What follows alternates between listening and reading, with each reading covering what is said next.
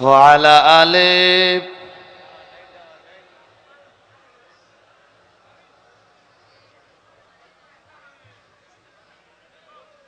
ভাই একটু স্থিরভাবে সবাই বসেন। দেখতে দেখতে রাত 2:30 বাজে না? দেখতে দেখতে রাত 2:30 বাজলো। জামিয়া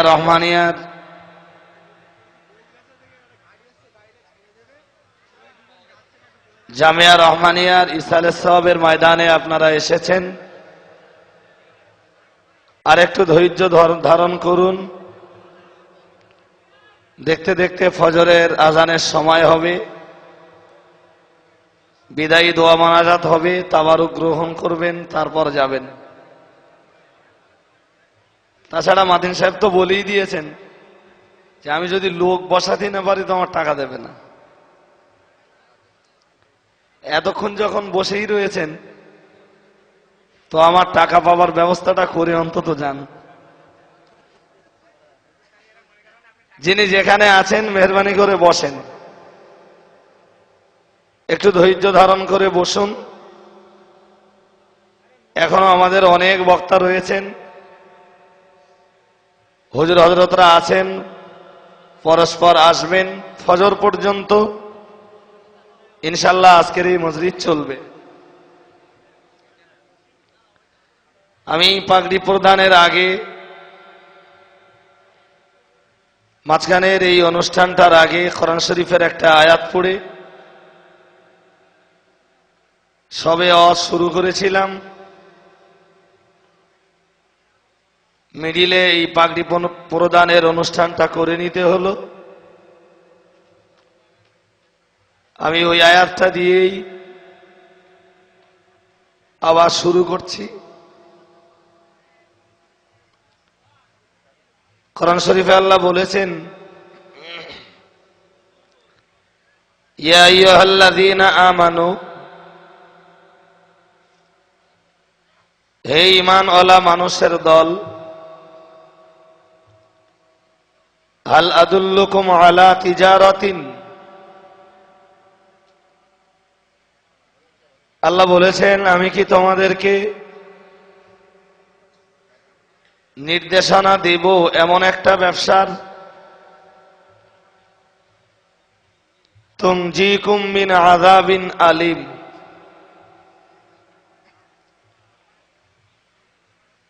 যে ব্যবসাটা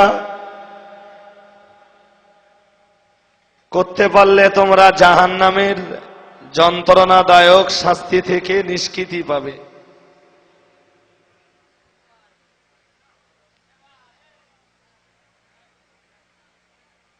যে ব্যবসাটার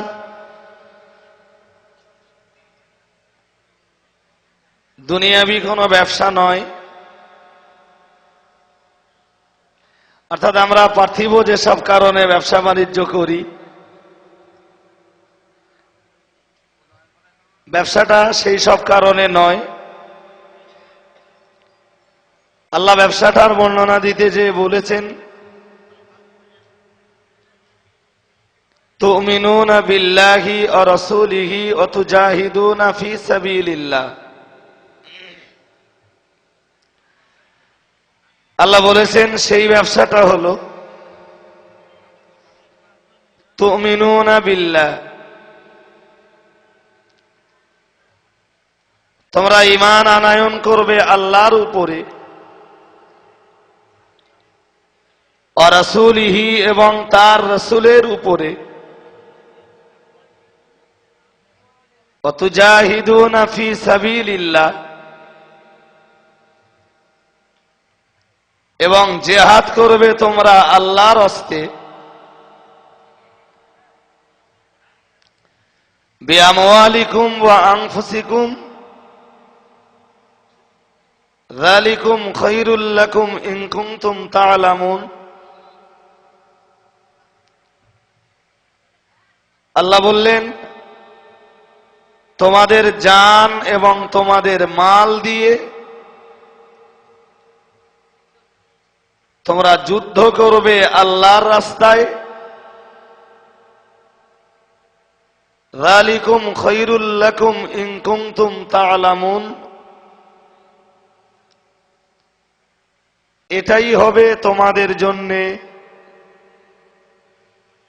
কল্যাণের কারণ যদি তোমরা তা জানতে পারতে।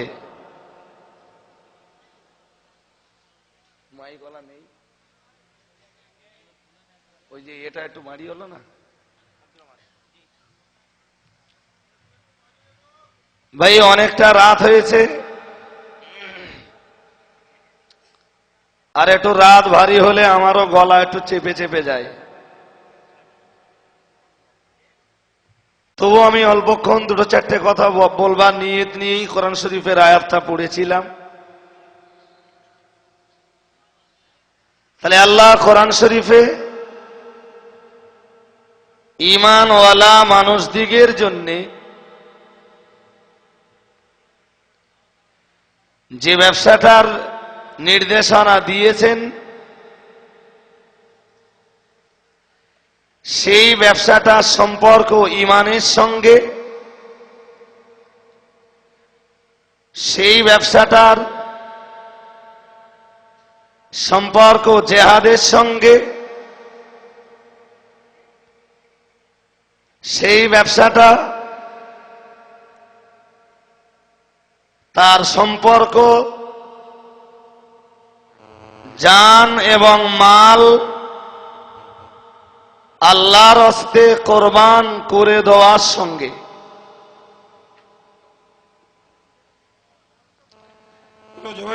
একটুখানি দারিয়াপুরের গাড়ি ছেড়ে দেবে, দারিয়াপুরের ভাইরা গাড়িতে চলে যান।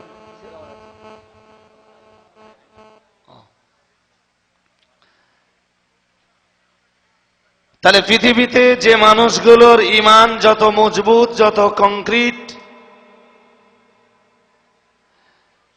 এবং যারা নিজেদের জান এবং মালকে ইসলামের জন্যে, দ্বীনের জন্যে, দ্বীনকে জিন্দা করবার জন্যে উৎসর্গ করে দিতে পারেন, আল্লাহ পাকের নির্দেশনা দেওয়া এই ব্যবসায় তারা তত বেশি সফল। সুবহানাল্লাহ বলেন, আর একটু মন খুলে বলেন। আল্লাহর দেওয়া এই ব্যবসাটা যারা করবেন, ঈমান মজবুতির জন্য দরকার হলো ইলম তথা জ্ঞান। কিন্তু দেশের সাধারণ মানুষ যারা মাদ্রাসায় পড়াশোনা করতে পারেননি, যারা আলেম হতে পারেননি, মৌলানা হতে পারেননি, সবসময় কম বেশি তাদের জ্ঞান রাজ্যে একটা কি বলবো দুর্ভিক্ষ বা খরা তো চলতেই থাকে। ঈমানের এই ব্যবসাটা করার জন্য যদি জ্ঞানের প্রয়োজন হয়, জ্ঞান ছাড়া নিঃসন্দেহে ঈমানের ব্যবসা মজবুত হতে পারে না। আর অধিকাংশ মানুষের ভিতরে যদি জ্ঞান রাজ্যে যদি খরা আর দুর্ভিক্ষের সৃষ্টি হয়, তাহলে ঈমানের সেই ব্যবসা করা এটা খুব কঠিন। কিন্তু কোথায় যাব? জ্ঞান রাজ্যের এই যে খরা, এই খরা আর দুর্ভিক্ষটা কাটাতে যাব কার কাছে?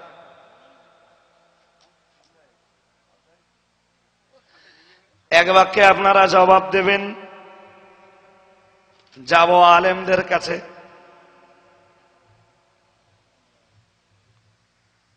কিন্তু কোথায় সে আলেম?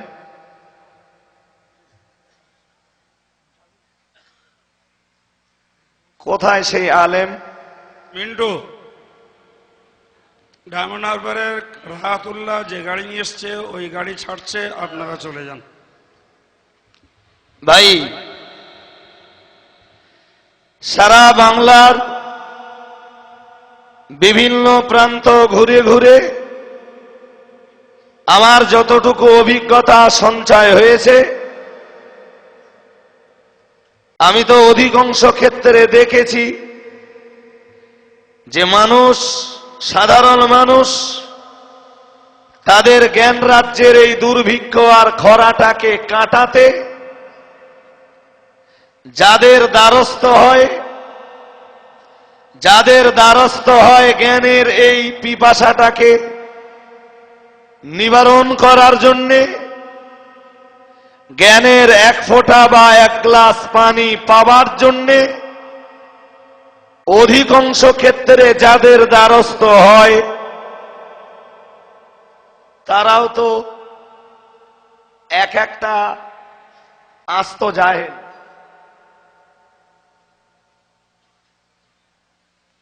এমনকি আলেম নামে যাদেরকে মনে করা হয়, যাদের ভিতরে হয়তো একটা পিরিয়ডে কোরআন হাদিস ইজমা কিয়াস মাসলা মাসাইল আর ফতোয়া ফারায়েজের জ্ঞান কিছুটা ছিল, কিন্তু দুনিয়ার লোভে পড়ে, দুনিয়ার কাঙাল হওয়ার কারণে, দুনিয়ার ভিখারি সাজবার কারণে আস্তে আস্তে আস্তে আস্তে সেগুলো তাদের ভিতর থেকে বিদায় নিয়েছে, কিংবা তাদের ভিতরেও কম বেশি যে জ্ঞানটা ছিল সে জ্ঞানের মাঝে একটা মেঘ জমেছে, একটা আস্তরণ, একটা আবরণ তৈরি হয়েছে।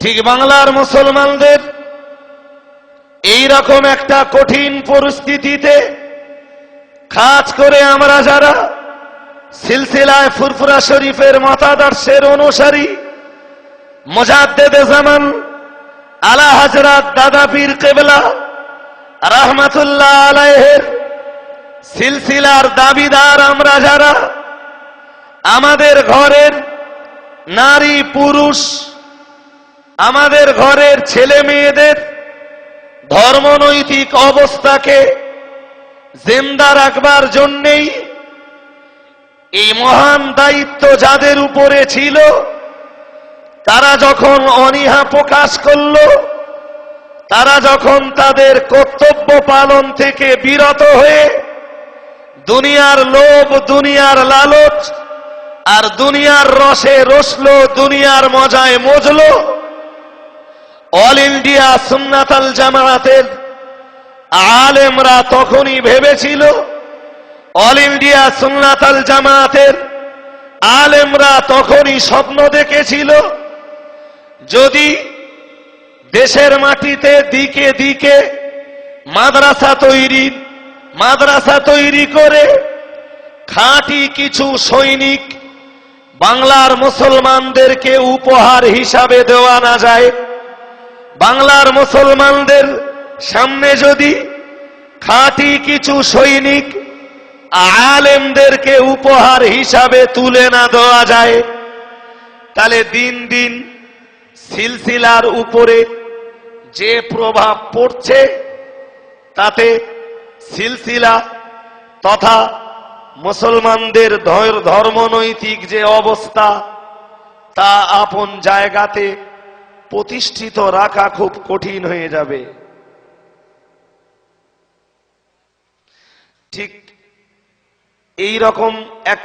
এইরকম এক এরাদা আর উদ্দেশ্য নিয়েই তৈরি হয়েছিল অল ইন্ডিয়া সুন্নাতাল জামায়াতের আলেমরা তাদের স্বপ্নকে বাস্তবায়ন করেছিলেন। ভাই, আমি বলতে গেলে আমার অনেক বলতে হবে, আমি সময় পাবো না। একটা হাদিস পড়েছিলাম গোড়ায়,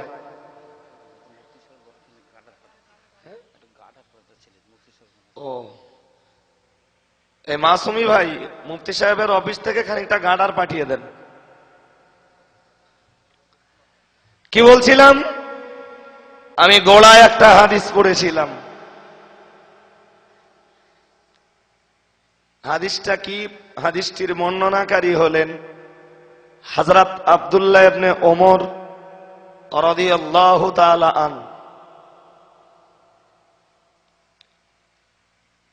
হযরত আব্দুল্লাহ ইবনে ওমর বর্ণনা করেন,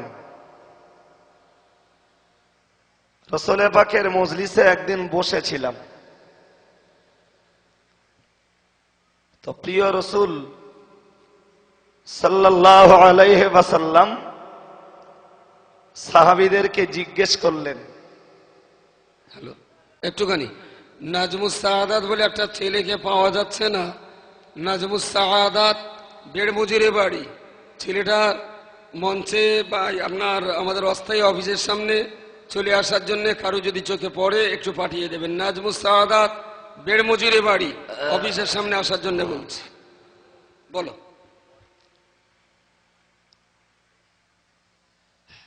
হাদিসটা কি?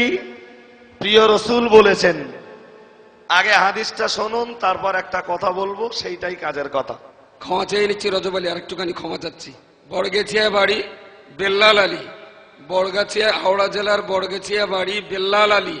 তুমি যেখানেই থাকো অস্থায়ী অফিসের সামনে চলে এসো।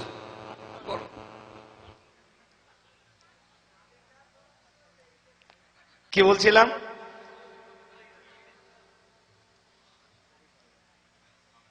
হ্যাঁ, হাদিসটা পড়ছিলাম, ইন্না মিনাশ শাজারে শাজারাতান।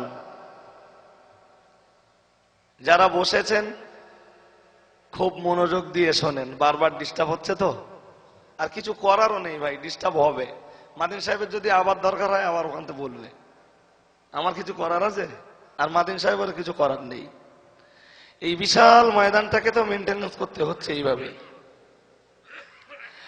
ইন্না মিনাশ শাজারি শাজারাতান লা ইয়াসকুতু ওয়ারাকুহা। প্রিয় রাসূল বললেন, পৃথিবীতে যত গাছ আছে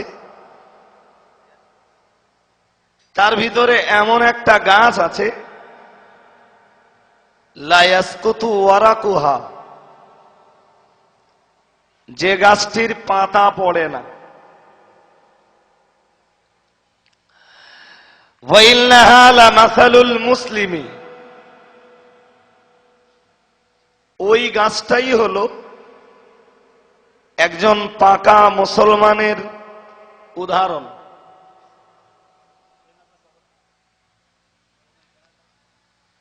রাসূল এই পর্যন্ত বলে বললেন, ফাহাদ্দিসুনি মা হিয়া, ও সাহাবীরা তোমরা জানো সেই গাছটির নাম কি? হযরত আব্দুল্লাহ ইবনে ওমরের বর্ণনা, ফাওয়াকা'আন নাসু ফি শাজারাতিল বাওয়াদি। রাসূল যখন জিজ্ঞেস করলেন যে গাছের পাতা ঝরে না,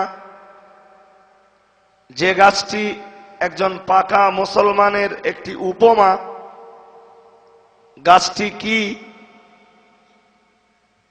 হযরত আব্দুল্লাহ ইবনে ওমর বলছেন যে সাহাবারা বসে সবাই রাসূলের মজলিসে, কিন্তু মন তাদের ঘুরে বেড়াচ্ছিল জঙ্গলের ভিতরে। তার মানে ওই বিভিন্ন গাছ মনে মনে অনুসন্ধান করছিলেন, কে কোনটার নাম বলবেন। আর এক একজন এক একটা গাছের নাম বলতে লাগলেন, কিন্তু কারোরটা ঠিক হচ্ছিল না। হযরত আব্দুল্লাহ ইবনে ওমর বলেন, ওয়াকাআ ফি নাফসিহি ওয়াকাআ ফি নাফসি আন্নাহা নাখলা। আমি মনে মনে ভাবলাম, আমার মনে উদয় হলো যে সেই গাছটি হতে পারে খেজুর গাছ।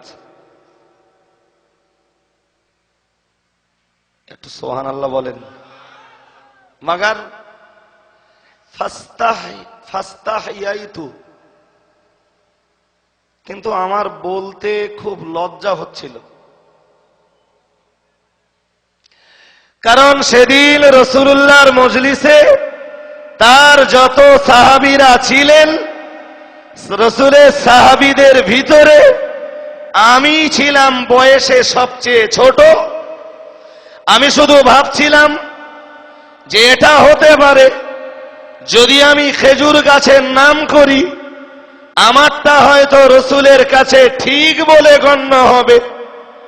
রাসূলুল্লাহ আমার উত্তরটা হয়তো কারেক্ট বলে ঘোষণা দেবেন।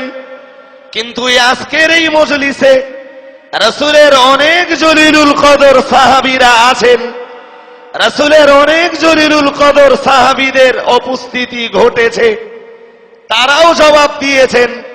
তাদের জবাবে রাসূল মাথা নেড়েছেন, হয়নি। আর আমি যদি খেজুর গাছের কথা বলি, রাসূল যদি বলেন কারেক্ট, তাদের মাথাটা নিচু হবে।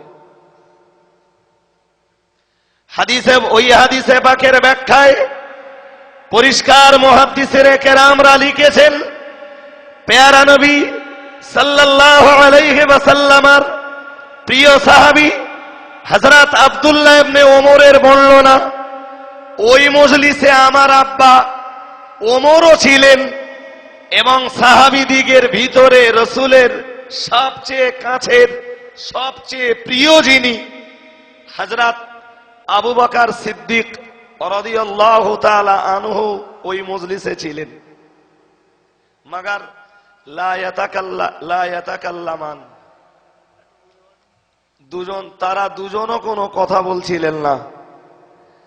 আমি শুধু ভাবছিলাম, যেখানে আমার আব্বা ওমর কোনো কথা বলছেন না, যেখানে আবু বকরের মতো সাহাবী কোনো জবাব দিচ্ছেন না, আমি একটা জবাব দিয়ে ফেলা মানে সেটা হয়তো আবু বকর আর ওমরের জন্য লজ্জার কারণ হয়ে দাঁড়াবে।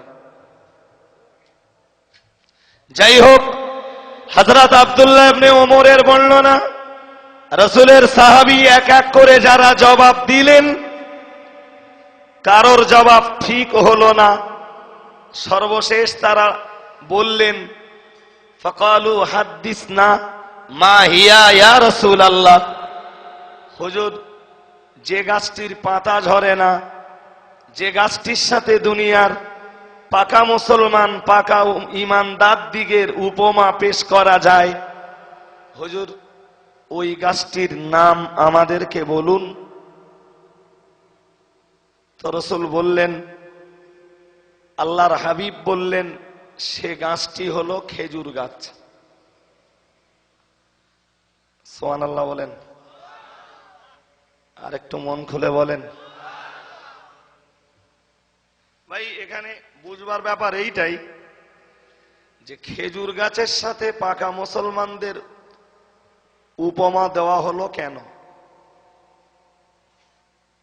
2 নম্বরে আর একটা কথা বুঝবার রয়েছে, সেটা একটু বলে নেই। রাসূল যখন প্রশ্ন করেছেন, কেউ উত্তর দিয়েছেন, কেউ উত্তর দেননি, মাগার যারা দিয়েছেন কারোর উত্তর ঠিক হয়নি। আব্দুল্লাহ ইবনে ওমর উত্তর বলেননি, বয়সে সবচেয়ে কাঁচা, তবে মনের কাছে তিনি যে উত্তরটা নির্ণয় করেছিলেন সেই উত্তরটাই ছিল সঠিক। সুবহানাল্লাহ বলেন, আর একটু মন খুলে বলেন। বাকি ওই উত্তরটা কারোর ব্রেনে আসেনি। এই হাদিস থেকে একটা জিনিস একদম স্পষ্ট হয়ে যায় যে কখনো কখনো কোন কোন প্রবীণ ব্যক্তিদের মাথায় যেটা না আসে, সেটা একজন নবীনের মাথায় আল্লাহ জুগিয়ে দিতে পারেন। কখনো কখনো প্রবীণদের দ্বারাতে আল্লাহ যতটা খেদমত করিয়ে থাকেন, দ্বীনের খেদমত আল্লাহ চাইলে, আল্লাহ ইচ্ছা করলে নবীনদের দ্বারাতেও তার চেয়ে অনেক বেশি করিয়ে দিতে পারেন। আর একটু মন খুলে বলেন।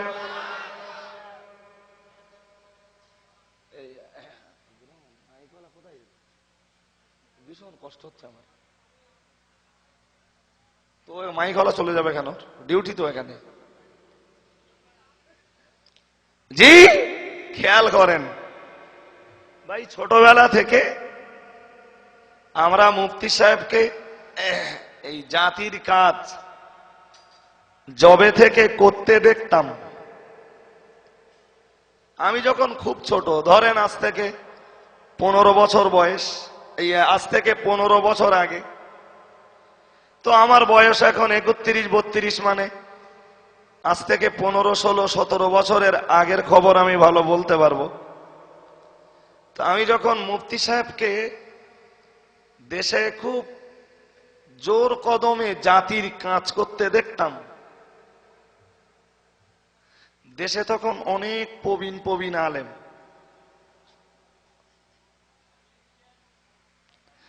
আমি সেই পিরিয়ডে দেখিনি যে সেই প্রবীণ আলেমরা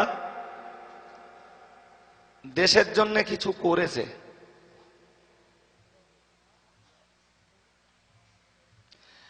বরং আমি এটা দেখেছি, যখন আমরা সুন্নাত আল জামাতটাকে মজবুত করবার জন্য, সংগঠনকে মজবুত করে দ্বীনের কাজে ঝাঁপিয়ে পড়বার জন্য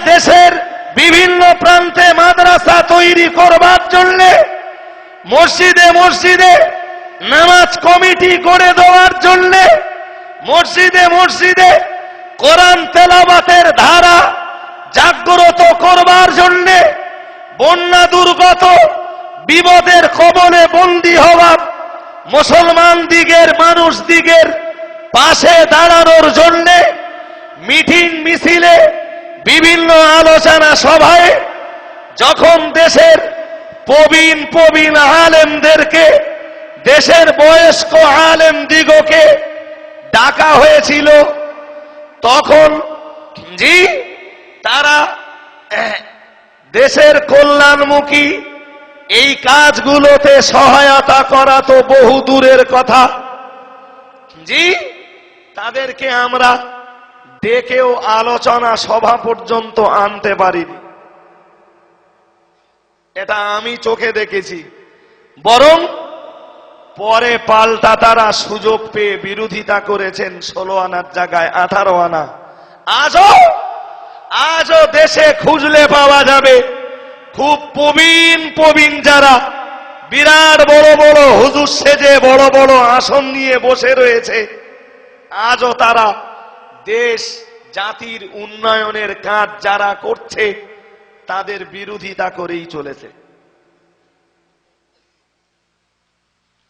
তাই আব্দুল্লাহ ইবনে ওমরের বর্ণিত ওই হাদিস থেকে আমি বোঝাতে চাইছি যে কখনো কখনো এমনটাও হয় যে একজন প্রবীণের দ্বারাতে আল্লাহ যা করান, একজন নবীনের দ্বারাতে আল্লাহ দ্বীনের খেদমতের কাজ তার চেয়ে অনেক বেশি করিয়ে নেন। আর একটু মন খুলে সুবহানাল্লাহ বলেন। আমি তো নিজে চোখে দেখেছি ভাই, এই সংগঠন অল ইন্ডিয়া সুন্নাত আল জামাতকে মুফতি সাহেব যখন মজবুত করেছিলেন, তখন দেশের প্রবীণ কোন আলেমদের পাওয়া যায়নি। এক আধজনের কথা ছেড়ে দেন, মুফতি সাহেব কাজ শুরু করেছিলেন পুনরায় এই নবীন তথা উঠতি প্রজন্মের আলেমদেরকে নিয়ে। এই আজকের স্টেজে আঞ্জুমানে ওয়াইজিনের যেসব সদস্যদেরকে দেখছিলেন, বা অল ইন্ডিয়া সুন্নাত আল জামাতের সঙ্গে জড়িয়ে থাকা যেসব আলেমদেরকে দেখছিলেন, বয়স কি সব মুফতি সাহেবের চেয়ে বেশি? আচ্ছা, মুফতি সাহেবের বড় যারা বয়সের, এদেশে এরকম আলেম আছে তো না নেই? আচ্ছা, তারা নেই কেন?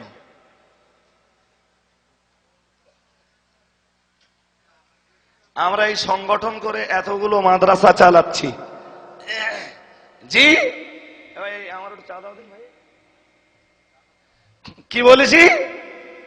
আমরা এই সংগঠন করে এতগুলো মাদ্রাসা চালাচ্ছি, কাজটা ভুল করছি? একটু কথা বলতে হবে আপনাদের। আমি এখনো আর একটুখানি ওয়াজ করব 5-10 মিনিট আর কি, আর সেইটাই আপনাদের শুনে বাড়ি যেতে হবে। জি, তো এই প্রবীণ আলেম মুফতি সাহেবের বড় বা মুফতি সাহেবের সমবয়সী, জি, যাদেরকে স্টেজে তুলে দিলে 2-3 ঘন্টার নিচে পানি গরম হয় না, তারা সব কোথায়? না ঘুরিয়ে বলবেন যে তারা আলাদাভাবে মুফতি সাহেবের চেয়ে জাতির কাজ আরো বেশি করেছেন। কি বলবেন? যে ভাই, নাম্বার 2, ওই হাদিসের আর একটা অংশ, মন বাইরে দেন না আপনারা, ওই হাদিসের আর একটা অংশ, পাকা মুসলমানদের উদাহরণ খেজুর গাছের সাথে কেন? ভাই হাদিসের ব্যাখ্যার একটা অংশে বলা হয়েছে যে খেজুর গাছ, আপনারা ঘুমাচ্ছেন নাকি? একটু তাকবীর দেন। নারায়ে তাকবীর, নারায়ে তাকবীর। জামিয়া রহমানিয়া অল ইন্ডিয়া সুন্নাত আল জামাত সিলসিলায়ে মুজাদ্দিদুজ জামান, নারায়ে তাকবীর। খেয়াল করেন একটুখানি ভাই, এই খেজুর গাছ বিভিন্ন পর্যায়ে, শুধু না, খেজুর গাছ তার সমস্ত অঙ্গ দিয়ে মানুষকে উপকার করে। ভাই আওয়াজ হবে না, ভিতরে আওয়াজ হলে অসুবিধা হবে আমার। চাওয়ালা চা দেখ, আপনারা চা খান, আপনাদের চা খাওয়াটাও হোক, চাওয়ালারও 2 পয়সা হোক, কিন্তু মাঝখানে যেন আওয়াজটা না হয়। শুনুন, খেজুর গাছ তার সবকিছু দিয়ে মানুষকে উপকার করে। সুবহানাল্লাহ বলেন, আর একটু মন খুলে বলেন। বেঁচে থেকে উপকার করে, আর মরে যায় তবে উপকার করে। সুবহানাল্লাহ বলেন, একটু মন খুলে বলেন। শোনেন, পাকা মুসলমান দিগকে এই খেজুর গাছের সঙ্গে উপমা দেওয়ার কারণ এটাই, পৃথিবীর পাকা মুসলমান যারা, তারা বেঁচে থেকেও মানুষের উপকার করবে, আর মরে যাবে তবে তারা মানুষের উপকার করবে। আর একটু মহব্বত করে সুবহানাল্লাহ বলেন। এটাই ভেবেছিলেন জামিয়া রহমানিয়ার ডাইরেক্টর মুফতি সাহেব। আপনারা আমাদেরকে ভালোবাসুন, আর আপনাদের ভালোবাসা আমরা জাতির কাজে লাগাই, জাতির কল্যাণে ব্যবহার করি। আপনারা আমাদেরকে মহব্বত করেন, আর আপনাদের দোয়া মহব্বত আমরা ব্যক্তি স্বার্থে কাজে না লাগিয়ে জাতির স্বার্থে কাজে লাগাই। মাদ্রাসা তৈরি করি, মসজিদ তৈরি করি, দেশের মাটিতে উন্নয়নমুখী কাজ করি, দেশের অন্নহীনদের জন্য অন্নের ব্যবস্থা করি, বস্ত্রহীনদের জন্য বস্ত্রের ব্যবস্থা করি। জি, আপনাদের ভালোবাসা আমরা যাতে জাতির কাজে লাগাতে পারি।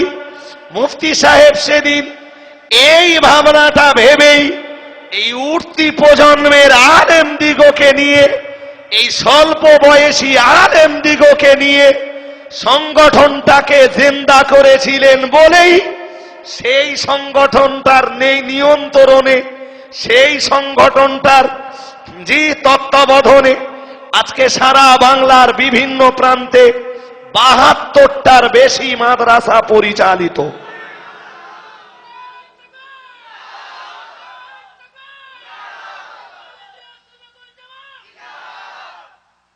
ভাই এরকমটাই তো রয়েছে দাদা হুজুরের ওসিয়াতনামার একদম প্রথম দিকে। জি, এলাকায় এলাকায়, দিকে দিকে, অঞ্চলে অঞ্চলে মাদ্রাসা গড়বার কথা, পুত্র কন্যা দিগকে দ্বীনি ইলম শিক্ষা দেওয়ার কথা, ইংরেজি বাংলা ইত্যাদি ভাষা শিখবার কথা, ইসলামিয়া মাদ্রাসা, ইসলামিয়া কলেজ, হাদিস তাফসীর পড়ানোর মতো, দওরায় হাদিস পড়ানোর এই ক্যাটাগরির কিছু উচ্চ শিক্ষা প্রতিষ্ঠান গড়বার কথা এবং কোরআন শরীফের তাজবিদ ভালোভাবে শিক্ষা দেওয়া যায় এরকম কিছু প্রতিষ্ঠান দেশের মাটিতে তৈরি করবার কথা বলা রয়েছে। ফুরফুরা শরীফের মুজাদ্দেদে জামান আলা হযরত দাদা হুজুর পীর কেবলা রহমাতুল্লাহ আলাইহির ওসিয়াত নামার ভিতরে।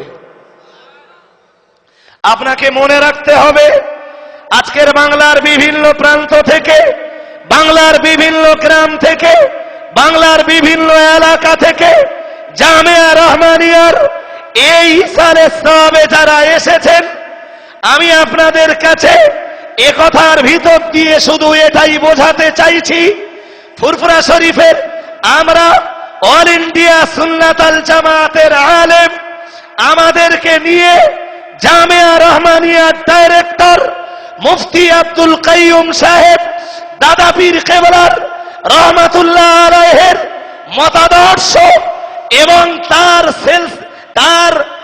তার ওসিয়াতনামাগুলোকে মানুষের মাঝে বাঁচিয়ে রাখবার জন্য, তার ওসিয়াতনামাটাকে বাস্তবে রূপায়ণ করার জন্য নূতন প্রজন্মের, উঠতি প্রজন্মের স্বল্প বয়সী, এই অল্প স্বল্প বয়সী এদেশের এই আলেম হাফেজ আর কারীদেরকে নিয়ে এ বাংলার মাটিতে তিনি এতগুলো মাদ্রাসাকে তৈরি করে দাদা পীর কেবলার ওসিয়াতনামাকে জিন্দা করা এবং দাদা পীর কেবলার আদর্শকে বাংলার মাটিতে কায়েম রাখবার চেষ্টা করে চলেছেন।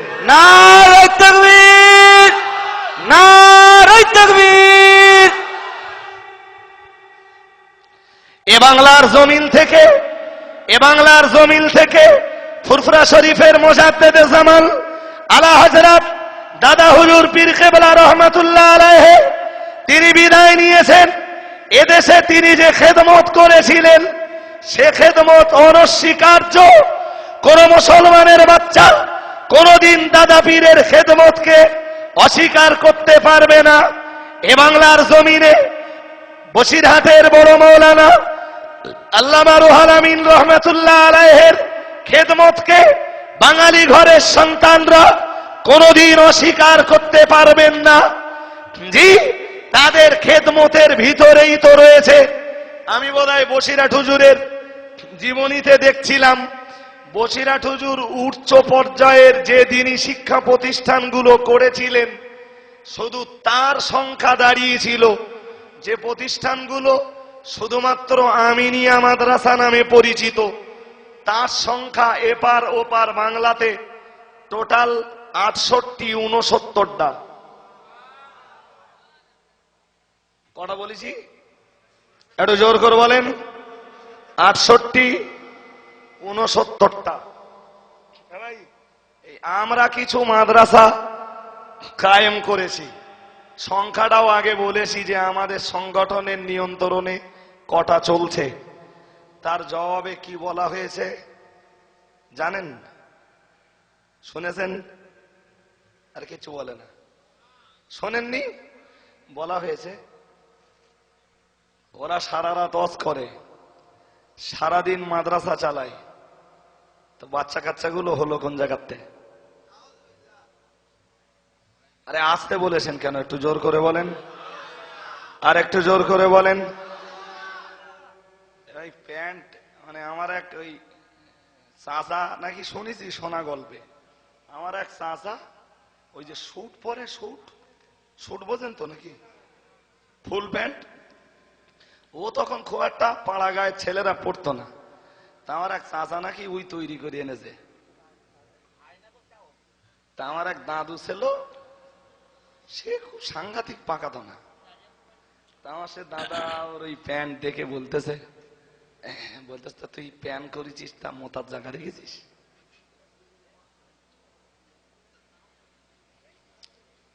হ্যালো রজব আলী, একটুখানি ভবানীপুরের ছেলেরা তোমাদের গাড়ি ছাড়বে, ভবানীপুরের ছাত্ররা তোমরা ভবানীপুরের গাড়িতে চলে যাও। দারিয়াপুরের শামসুল ভাই, আপনি কোথায় আছেন? আপনাকে খুঁজে পাওয়া যাচ্ছে না। আপনার লোকেরা আপনার জন্য অপেক্ষা করছে। শামসুল ভাই, দারিয়াপুর, শুরু করো। জি, ওই কথাটা খুব একটা জোরে বলা আমার উচিত না। তা আমার সে চাচা নাকি উত্তর দিলে, এই করছে, এই বস, এই বস, তো যাও বাইরে, তাড়াতাড়ি বেরো। খুব খেয়াল করেন।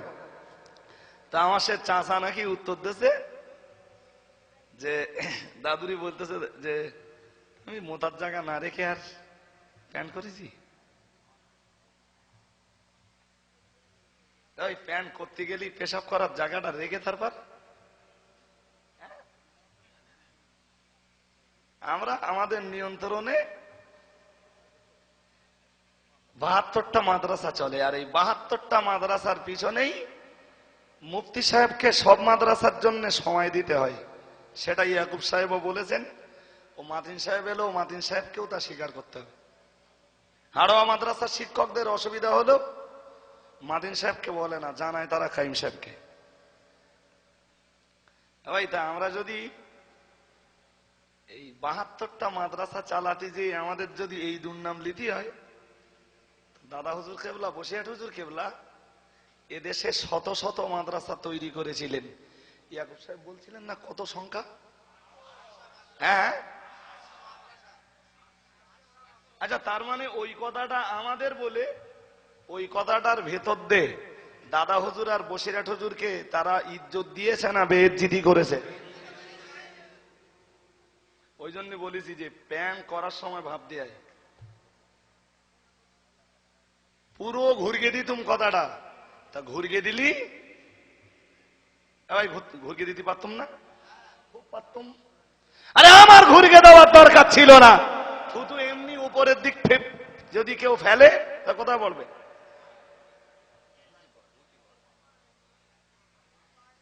কথা কিছু বুঝতে পারতেছেন?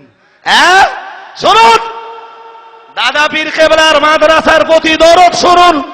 মুফতি আজম মেজলা হুজুর কেবলা রহমাতুল্লাহ আলাইহি যে বছরে হজে গেলেন, সৌদির সুলতান ইবনে সৌদের কানে আওয়াজ পৌঁছে গেল যে ফুরফুরার পীর আবু বকর সিদ্দিকী ওয়াল কুরাইশির মেজো সাহেবজাদা মুফতি আজম আবু জাফর সিদ্দিকী ওয়াল কুরাইশি তিনি এ বছরে হজ করতে আসছেন।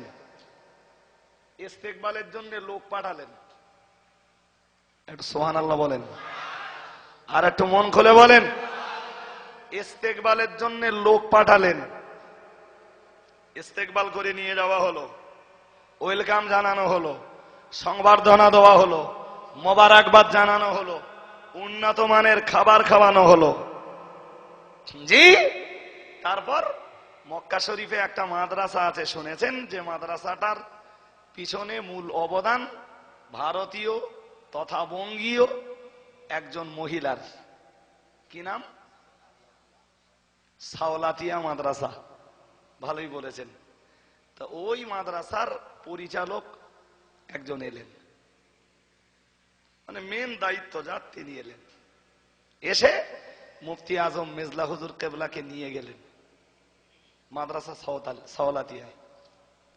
আমি কিসে পড়েছি আমার মনে পড়ে না, তো কোথাও একটা পড়েছি।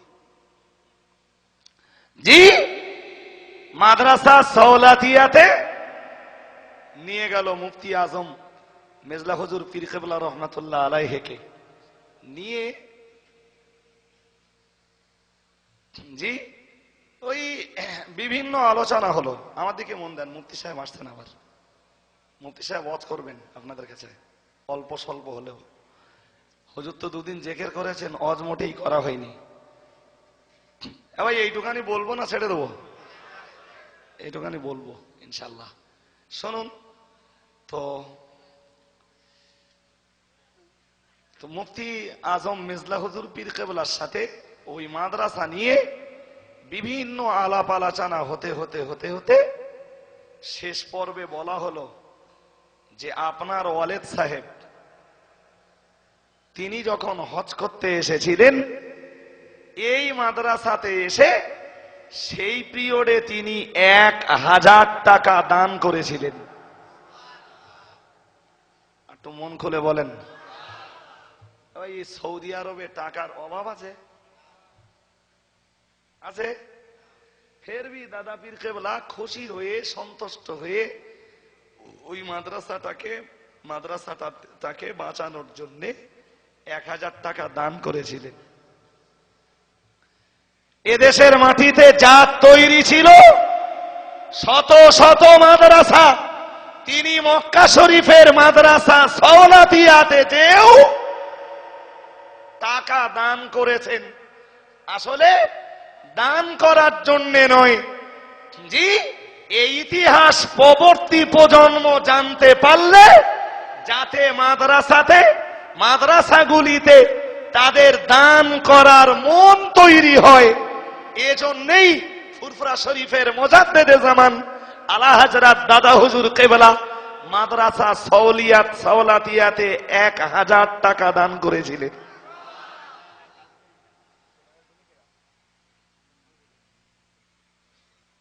এই জাতীয় শিক্ষা প্রতিষ্ঠান বাংলার মাটিতে করবার মতো মানুষ পাওয়া যায়নি, বরং এই জাতীয় প্রতিষ্ঠানগুলোর বিরুদ্ধে অপবাদ দেওয়া হয়েছে, বদনাম রটানো হয়েছে, প্রোপাগান্ডা রটানো হয়েছে, জি, মিথ্যা প্রচার দেশ জুড়ে করা হয়েছে। তবে আপনি জানবেন, প্রিয় রাসূলের সাহাবী হযরত সামামার একটি কথা শুধু আপনাদের কাছে বলে বক্তব্যের সমাপ্তি ঘোষণা দেব। সামামা যখন মুসলমান হলেন, ভাই মুসলমান তো হলেন খুব কঠিন পরিস্থিতির ভিতর দিয়ে, সাহাবীরা বন্দী করে রসুলের দরবারে এনেছিলেন, মসজিদে নববীতে 3 দিন বেঁধে রেখেছিলেন। একদিন করে সকাল হতো আর রসুল জিজ্ঞেস করতেন তোর খবর, তো রসুলকে বলতেন ইন তাকতুল রাদামিন, মনে করলে আপনি খুনের দায়ে আমাকে হত্যা করতে পারেন। ওয়াইন তুনঈম আলা শাকিরিন, আবার আপনি মনে করলে আমার প্রতি অনুগ্রহ প্রদর্শন করতে পারেন।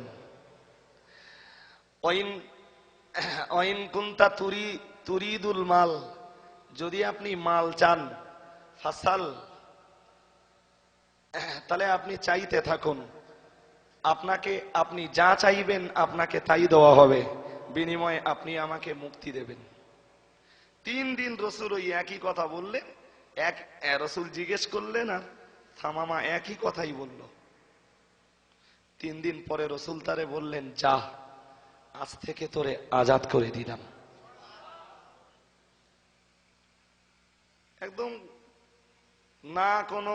না এক ফোঁটা খুন তার ঝরিয়েছেন, রক্ত ঝরিয়েছেন, আর না 10টা টাকার বিনিময়ে মুক্তিপণ নিয়ে তারা ছেড়েছেন, একদম সম্পূর্ণ নিঃশর্তে ছেড়ে দিয়েছেন। যা জি, তো মদিনার একটা নাখলা স্থানে, জি, মদিনার খুব কাছাকাছি একটা খেজুর বাগানে, জি, ওই ফিরে যাচ্ছে আর মনে মনে হচ্ছে যে হযরত মুহাম্মাদের দরবার থেকে আমি ফিরে যাব না।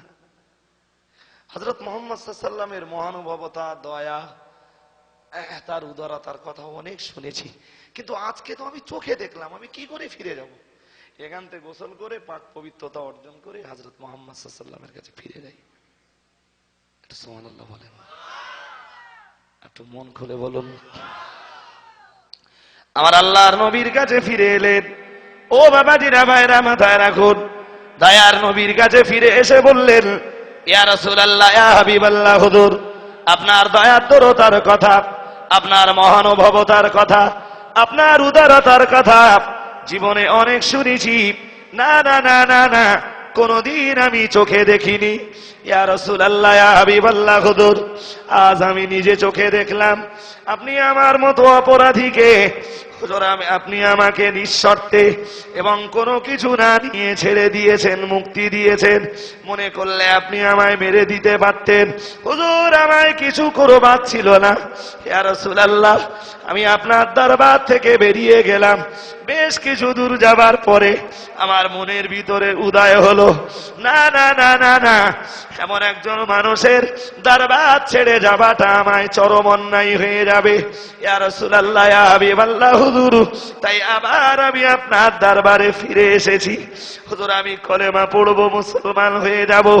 ও বাবাজিরা, ভাইরা, প্যারা নবী মুহাম্মদুর রাসূলুল্লাহ সাল্লাল্লাহু আলাইহি ওয়াসাল্লাম আল্লাহ পাকের নবীর কাছে কলেমা বললেন, ইমানদার হয়ে গেলেন, মুসলমান হয়ে গেলেন।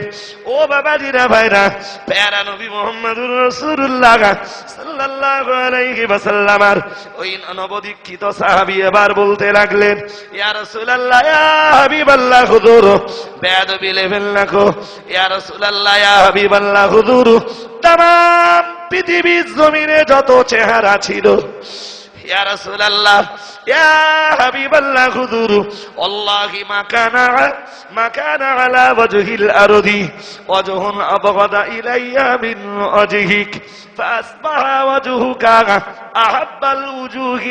আহাব্বাল উজুহি কুল্লিহা ইলাইয়া। ইয়া রাসূলুল্লাহ, ইয়া হাবিবাল্লাহ হুজুর, তামাম দুনিয়ার জমিনে যত চেহারা ছিল হুজুর, এতদিন আপনার চেহারাটাই ছিল আমার কাছে সবচেয়ে ঘৃণ্য চেহারা। আপনার চেহারাটাকে আমি সবচেয়ে বেশি ঘৃণা করতাম। ইয়া রাসূলুল্লাহ, ইয়া হাবিবাল্লাহ হুজুর, আজ আমি আপনার মহানুভবতায়, আপনার দয়াদ্রতায়, আপনার উদারতার কারণে কলেমা পড়ে মুসলমান হয়ে গেছি।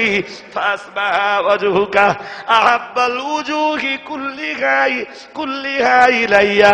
ইয়া রাসূলুল্লাহ, ইয়া হাবিবাল্লাহ হুজুর, আর আমি কলেমা পড়বার পরে তামাম পৃথিবীতে যত চেহারা আছে হুজুর, আপনার চেহারাটাই হয়েছে আমার কাছে সর্বাপেক্ষা মহব্বত, ভালোবাসা পূর্ণ চেহারা।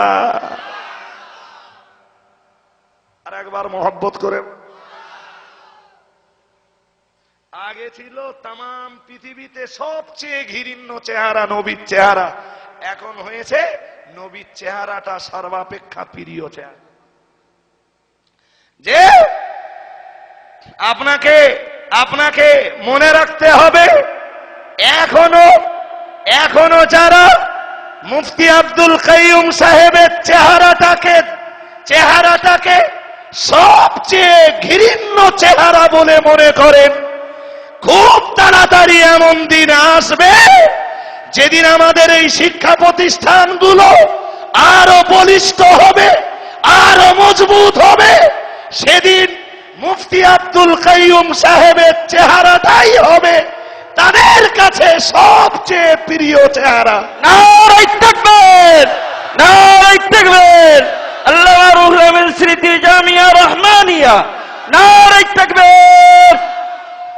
আজকে যাদের কাছে জামিয়ার মাটি প্রচন্ড ঘৃণ্য, জামিয়া যাদের কাছে ঘৃণ্য, খুব তাড়াতাড়ি এমন দিন আসছে, আল্লাহ যদি রাজি থাকেন, এই জামিয়ার মাটি হবে তাদের কাছেই ভারত, তাদের কাছে জামিয়ার মাটি, জামিয়ার ভূমি তাদের কাছে পরিণত হবে সর্বাপেক্ষা প্রিয় ভূমিতে। আমার কথা বুঝতে পারছেন? গুছিয়ে বুঝিয়ে সাজিয়ে বললে অনেক সময় লাগবে, সে সময় না নিয়ে অল্পে বললাম। জি, ত্রুটি বিচ্যুতি বেয়াদবি ক্ষমা করুন। ও আখিরু দাওয়ানা আনিল হামদুলিল্লাহি রাব্বিল আলামিন। মহব্বত করে দুরূদ শরীফ পড়ুন। আল্লাহুম্মা